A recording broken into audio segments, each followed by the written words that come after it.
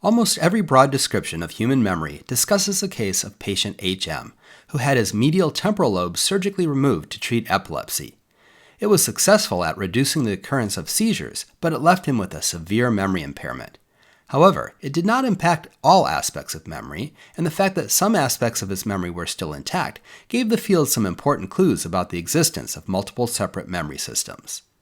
First, HM's main problem was an anterograde amnesia, an inability to remember new information that was presented after the time of the surgery. He also had some retrograde amnesia, but it was limited to the few years prior to the surgery. His memory of his childhood and early teen years was just as good as the memory of a typical person of his age. So, this tells us that the ability to store new memories is partially dissociable from the ability to retrieve old memories. HM was also largely unimpaired when given tests of short-term memory, like the digit span task. If a researcher read him a list of digits, like 6, 8, 3, 1, 5, he could repeat it back a couple of seconds later just fine. And when he met someone for the first time, he could remember the person's name for several seconds and maybe even a minute or two. However, once he was distracted, he would forget that he had even met the person. In popular culture, this kind of amnesia is often described as a deficit in short-term memory, but that's just not true when we define short-term memory as the ability to do things like a digit span task. HM had a deficit in long-term memory, especially anterograde long-term memory.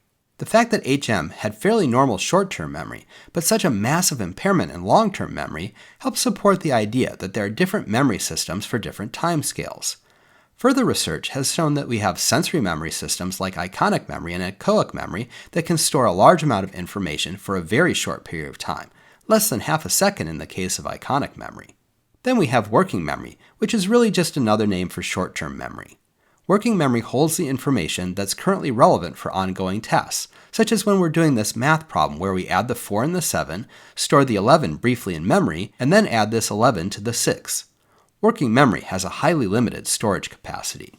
Then we have long-term memory, which stores information for seconds, minutes, days, months, and even years. We can further subdivide long-term memory into explicit and implicit subsystems. We call a memory explicit when you're aware that you're accessing the memory and can describe the memory in words. We can further divide explicit memory into episodic memory, where you're remembering specific things that happened to you at a given time and place, and semantic memory, which is your memory for facts, independent of when you learned them. HM's deficit was mainly in long-term memory. He couldn't remember any events that happened to him after his surgery, and he wasn't able to store many new facts over the ensuing decades. However, his implicit memory was largely intact. Implicit memories are memories that can influence your behavior, but you can't consciously describe. A classic example is learning to ride a bike. Quite a bit of practice is needed to ride a bike well, but it's hard to articulate exactly what it is that you've learned. You can say, well, you have to pedal and you have to steer, but it's hard to describe exactly what it is that allows you to keep your balance. You just know how to do it. Learning to ride a bike is actually just one of 3 distinct kinds of implicit memory, called procedural memory.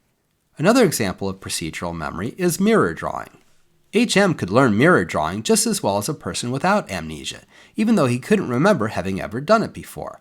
In other words, his motor system implicitly learned the ability to do the task, even though he had no explicit memory of ever having done it before. Conditioning is another kind of implicit memory.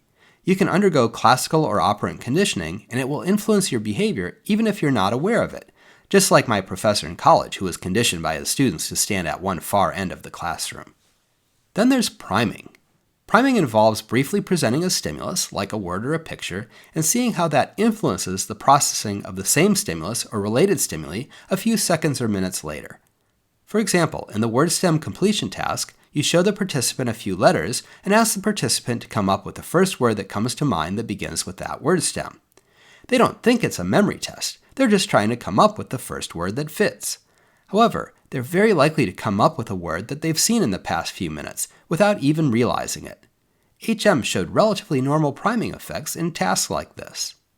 You now have the vocabulary to describe HM's memory deficit much more precisely.